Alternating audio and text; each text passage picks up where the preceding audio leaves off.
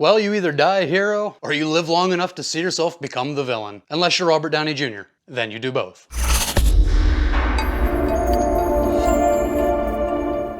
Well guys, over this past weekend at San Diego Comic-Con, the MCU dropped a bigger bomb than our boy J. Robert Oppenheimer by announcing that none other than Iron Man himself, Robert Downey Jr., will be returning to the MCU as Victor Von Doom.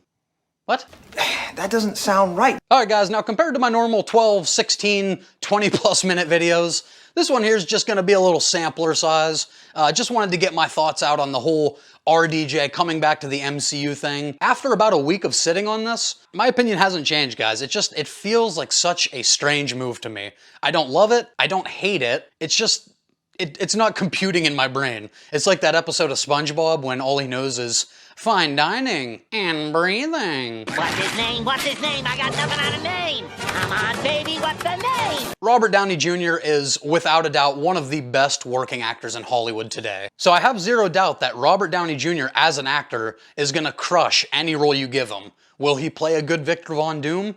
I'm sure he will. You know, but obviously where I'm conflicted is not only did this man make his mark in the MCU, this guy's the fucking face of the franchise. Like, I don't even think I'm exaggerating by saying maybe 50% of the MCU's success all comes back to this man. And on the note of Oppenheimer, I'm just gonna go ahead and say it. No, Robert Downey Jr. would not be my pick because of the impact he's already had as Iron Man. My choice would be his Oppenheimer running mate, Cillian Murphy. I mean, the dude is obviously capable. He literally just won Best Lead Actor for Oppenheimer. But even more than that, to me, he has that cold, calculating look that I think is perfect for Victor Von Doom. And as far as like the story for the version we are getting, I know that Kevin Feige and MCU have already confirmed that this will not be a Stark variant. I gotta be honest, as of right now, not really buying that. To me, it feels like a huge misdirect to audiences.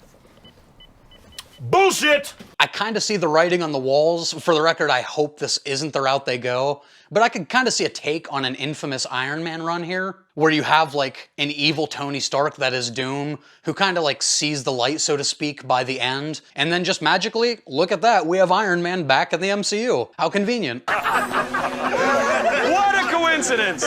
If I'm being honest, to me, this comes across as a desperation play from Marvel. It's almost like them admitting that they can't do it without Robert Downey Jr. Because like this new wave of heroes and villains that they've been giving us for the build up to Secret Wars, they ain't it. As much as some of you might want to argue and dispute that, it's absolutely true.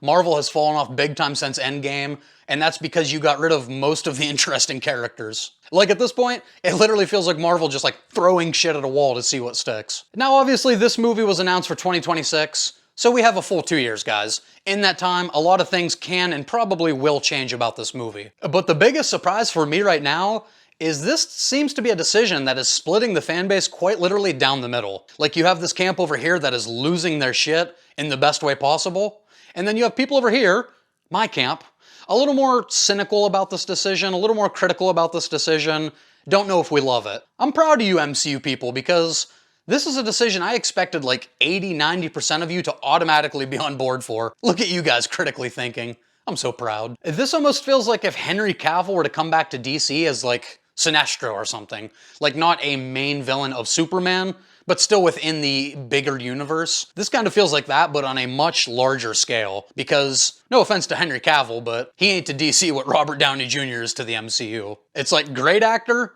great character, but something about this casting just still doesn't sit right.